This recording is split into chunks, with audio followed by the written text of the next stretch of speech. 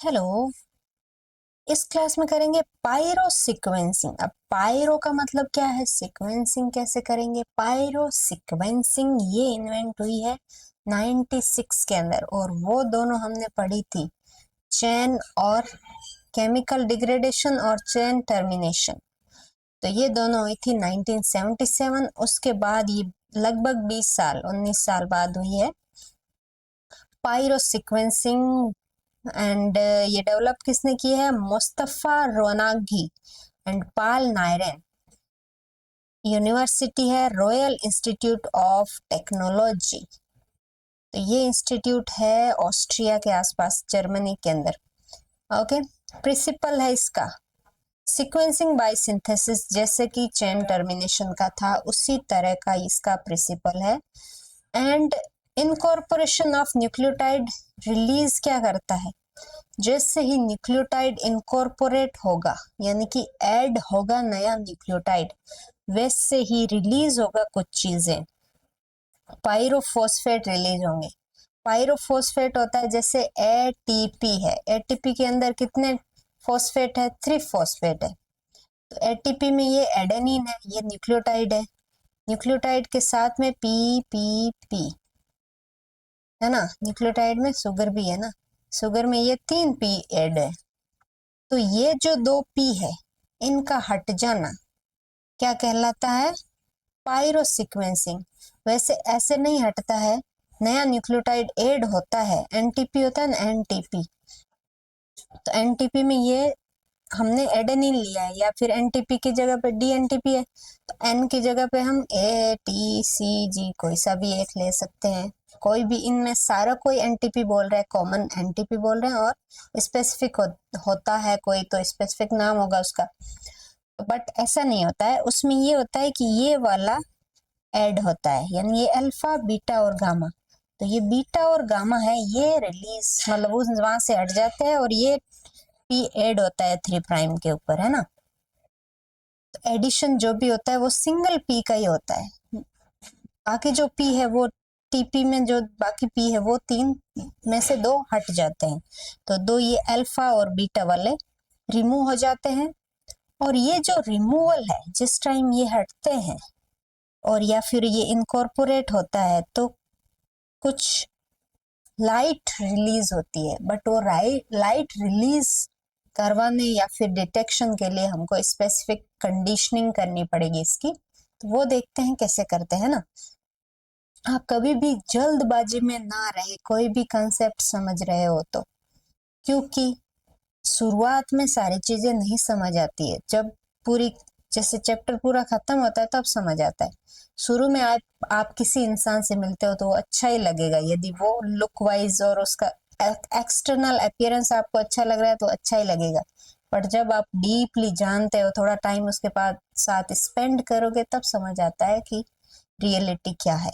तो ऐसे ही इसका है, आप 2 सेकंड में चाहते हो कि सारी चीज समझ आए, ऐसा कभी नहीं हो सकता, किसी भी फील्ड में नहीं हो सकता। ये एक पढ़ाई से रिलेटेड बात नहीं है, किसी भी लाइफ में भी आपको यदि किसी भी चीज में जल्दबाजी है तो आपको चीजें समझ नहीं आएगी, कंफ्यूजन क्रिएट होता जाएगा, और ऐसे आधा अधूरा ज्ञान मिलेगा।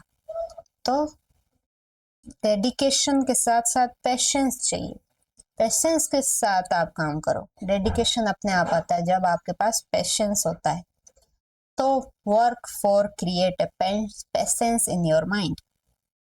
Okay, light detection enzyme use होता है इसके अंदर। क्लीन ऑफ फ्रेगमेंट, जो डीएनए पॉलीमरेज 1 का क्लीन ऑफ फ्रेगमेंट यूज होगा यहाँ पे, है ना।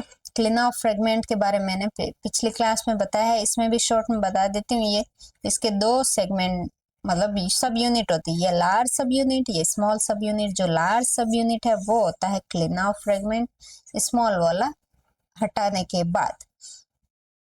दूसरा हम यूज करेंगे एटीपी सल्फरेज। एज है, ये भी एंजाइम है। पॉलीमरेज है, ये भी एंजाइम है। ल्यूसीफरेज है, ये भी एंजाइम है। पायरेज है, ये भी एंजाइम है। और सबका अलग अलग फंक्शन है। तो क्या क्या फंक्शन है वो देखते हैं। और सबस्ट्रेट क्या यूज होंगे यहाँ पे, एपीएस एडेनोसाइन फॉस्फोसल्फेट। तो ये जो है ये वाला एंजाइम इस सब्सटेंस पे काम करेगा। ATP sulfurylase work on adenosine phosphosulfate. Luciferin substance पे काम करेगा ल्यूसीफरेज। यही है जो लाइट डिटेक्शन के लिए यूज होता है, ये सबस्ट्रेट। और ये एंजाइम उस सबस्ट्रेट को तोड़ेगा तो हमको लाइट डिटेक्ट होगी। देन होगा टेम्पलेट और प्राइमर। ये टेम्पलेट है, उसके ऊपर स्टार्टिंग डीएनए सिंथेसिस का स्टार्ट करवाने के लिए चाहिए हमको प्राइमर। और इसका प्रिंसिपल हमने देखा है कि ये सिंथेसिस के बेसिस पे काम करता है, जैसे टर्मिनल चेन टर्मिनेशन के अंदर था। फिर इसके बाद ये आएगा डीएनए पॉलीमरेज या क्लीन अप फ्रेगमेंट, आगे की प्रोसेस एक्सटेंशन के लिए प्राइमर के बाद। देन रिएक्शन स्टेप्स क्या है, क्या क्या रिएक्शन होगी। सबसे पहले हम डीएनए पॉलीमरेज को यूज करेंगे जो इनकॉर्पोरेट करवाएगा करेक्ट डीएनए न्यूक्लियोटाइड्स। देन तो ये ऐड करवाएगा एटीपी या जीटीपी, जिसको भी है ना, सीटीपी या क्या होगा, सीटीपी या फिर टीटीपी। तो इनमें से कोई भी ऐड करवाने के बाद एक फॉस्फेट तो इसमें इनकॉर्पोरेट हो गया, दो है वो निकल गए, तो ये पायरो रिलीजिंग हुआ। फिर एटीपी सल्फ्यूरेज आएगा। एटीपी सल्फ्यूरेज क्या करता है, ये कन्वर्ट करता है पायरो को एपीएस के साथ मिला के एटीपी के अंदर, है ना।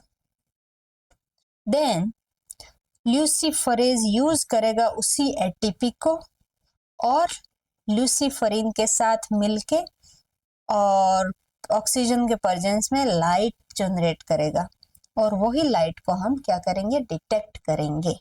समझ आया ये स्टेप। ये डीएनए सिंथेसिस हुआ, यहाँ पे नया एटीपी आया, यहाँ से ये पीपी निकल गए हैं, ये पीपी जाके एएसपी जो हम एपीएस यूज कर रहे हैं, एपीएस के साथ मिलके क्या बनाएंगे, एटीपी बनाएंगे। एटीपी है, अब इसके साथ में हम और सबस्ट्रेट यूज कर रहे हैं ल्यूसीफरेज। तो ल्यूसीफरेज यहाँ पे ल्यूसीफरेज आया, एज है ना, ल्यूसीफरेज प्लस O2 के प्रेजेंस में यहाँ पे लाइट निकलेगी, और लाइट को हम कर लेंगे detect with the help of light detector machine. Then apyrase ये क्या करता है, ये डीजनरेट करता है अनइनकॉर्पोरेटेड डीएनटीपीज एंड एटीपीज। जो एटीपी एक्स्ट्रा है और डीएनटीपी है जो यहाँ इनकॉर्पोरेट नहीं हुए हैं, बट वो फिर इस डिटेक्शन में इंटरफेयर करेगा, है ना, ये फॉल्स डिटेक्शन दे सकता है। तो इस वजह से इसको हम क्या करेंगे, डिग्रेड कर देंगे, एक्स्ट्रा एटीपी और एक्स्ट्रा एनटीपी जो भी है जो इनकॉर्पोरेट नहीं हुए हैं। क्यों करेंगे, क्योंकि यदि एक्स्ट्रा एनटीपी है वो एटीपी के जैसे काम करेगा, तो ये यहाँ पे लाइट शो कर सकता है, जो हमको नहीं चाहिए। एक्स्ट्रा है तो फिर ये रियलिटी नहीं दिखा रहा है, और यदि एटीपी एक्स्ट्रा है तो वो भी यहाँ इनकॉर्पोरेट करके लाइट शो करेगा, जो कि इसके बाद निकलने के बाद जो प्रोसेस को हम डिटेक्ट करना चाह रहे हैं उसकी जगह पे कुछ गलत डिटेक्शन हो जाएगा।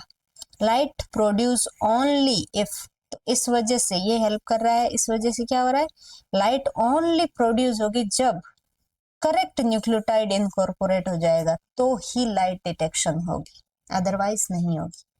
तो ये था प्रोसेस पायरो सीक्वेंसिंग का। नेक्स्ट हम पढ़ेंगे नेक्स्ट जनरेशन सीक्वेंसिंग, और कौन कौन सी है, कैसे कैसे होती है, वो सब।